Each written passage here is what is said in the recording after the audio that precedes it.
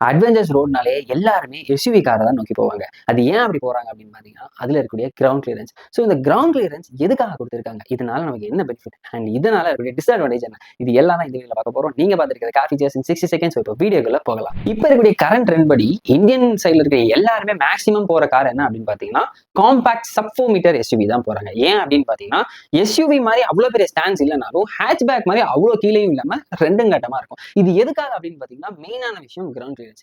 Because Indian roads பொறுத்த வரைக்கும் போது பாட் ஹோல்ஸ், அப்புறம் இந்த ஸ்பீட் பிரேக்கரே ஏதோ பழனி மலை மாதிரி இவ்வளோ பெருசா போட்டு வச்சிருப்பாங்க. அப்போ வந்து அதுல ஏறி இறங்குறதுக்கே கார் கண்டிப்பா அந்த கீழே ஒரு போர்ட்ல தட்டுப்பட்டுரும். சிடான் கார்ஸ் பொறுத்த வரைக்கும் சில டைம் அப்படி மாட்டி நிக்கிறது கூட வாய்ப்பு இருக்கு. ஸோ நார்மலா சிடானோ இல்ல ஹேட்ச்பேக் கார்ஸ்ல கிட்டத்தட்ட 160 இருந்து 175 வரைக்கும் உங்களுக்கு வந்து கிரவுண்ட் கிளியரன்ஸ் தருவாங்க. அதாவது அபவ் ரோட் டு அந்த பாடிக்கு அந்த ரேஷியோ வந்து அவ்வளவு தருவாங்க. அதே விஷயம் உங்களுக்கு காம்பேக்ட் எஸ்யூவி பொறுத்த வரைக்கும் போது 190 200 வரைக்கும் தராங்க. ஸோ விச் இஸ் ரொம்பவே ஹை. அதை விட ஹை தான். அண்ட் அதே மாதிரி எஸ்யூவி வெஹிக்கிள்ஸுக்கு 220+ வந்து தராங்க. ஸோ அவ்வளோ தரும்போது என்ன ஆகுது அப்படின்னா, வண்டி நல்ல ஹை ஸ்டாண்ட்ல இருக்கும். எந்த ஒரு ஹம்பா இருந்தாலும், எந்த ஒரு போட்டோவா இருந்தாலும் வண்டி ஈஸியா மூவ் ஆயிட்டு போயிடும். அதனால எந்த பிரச்சனையும் இல்லாம வந்துடும். ஸோ இந்த இடத்துல ஒரு மிகப்பெரிய டிராபேக் என்ன ஆகும் அப்படின்னு பார்த்தீங்கன்னா, சிடான் கார்ஸ்லயோ இல்ல ஹேட்ச்பேக் கார்ஸ்ல போகும்போது உங்களுக்கு டயர்ட் அவ்வளோ ஆகாது. பிகாஸ் உங்களுக்கு இந்த கிரவுண்ட் கிளியரன்ஸ் கொடுக்கும்போது என்ன பண்ணுவாங்கன்னா, வண்டியோட பாடியை ஒரு ஜான் மேல வைப்பாங்க.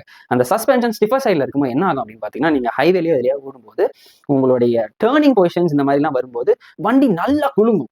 ஸோ எந்த ஒரு பாட்டோல ஏத்தி ஏறினாலும் வண்டி இப்படி ஒரு வாபுல் ஆகும். ஸோ அப்படி வாபுல் ஆகும்போது என்ன ஆகும்னா, பாடி நல்லா டயர்ட் ஆகும். ஸோ அதனால நீங்க ரிலாக்ஸ்டா உங்களால போக முடியாது. ஸோ நல்ல வாபுல் ஆகும். அண்ட் ரொம்ப முக்கியமான விஷயம், சில பேருக்கு வாமிட்டிங் சென்சேஷன் வரும். ஸோ அதனால உங்களுக்கு எது தேவையோ அந்த மாதிரி பார்த்து வாங்க. ஸோ இந்த வீடியோல கிரவுண்ட் கிளியரன்ஸ் என்னன்னு பார்த்தோம். இனி அடுத்த வீடியோல ஏர் பேக்ஸ் எல்லாமே எப்படி வந்து ஃபில் ஆகுது அண்ட் இது கண்டிப்பா நம்ம லைஃபை சேவ் பண்ணுமா? இதுதான் நம்ம அடுத்த வீடியோல பார்க்க போறோம். ஸோ வீடியோ பிடிச்சிருந்தா மறக்காம சப்ஸ்கிரைப் பண்ணிக்கோங்க. அடுத்த வீடியோல சந்திக்கலாம்.